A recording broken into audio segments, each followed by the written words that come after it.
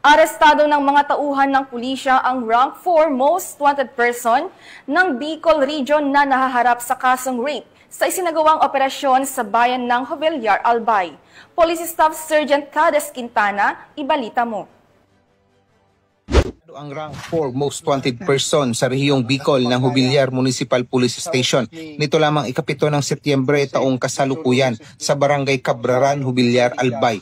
Naaresto ang nasabing akusado ng pinagsamang puwersa ng Jovellar MPS katuwang ang Criminal Investigation and Detection Group o CIDG at Regional Intelligence Unit 5. Kinilala ng mga otoridad ang naturang akusado na isang 25 anyos na lalaki, binata, isang laborer at residente ng nasambit na barangay.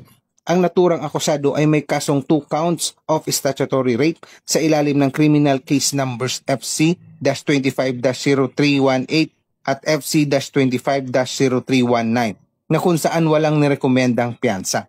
Ang warrant na ito ay inisyu ng presiding judge ng 5th Judicial Region Branch 2 Family Court, Daraga, Albay nito lamang ika-28 ng Agosto taong 2025. Sa kasalukuyan, nasa kustodiya ng CIDG Region 5 ang akusado para sa tamang disposisyon at dokumentasyon. Mula dito sa Legazpi City, Albay, ako ninyong PNN Correspondent Police Staff Sergeant Quintana, alagad ng batas, tagataguyod ng Balitang Pulis.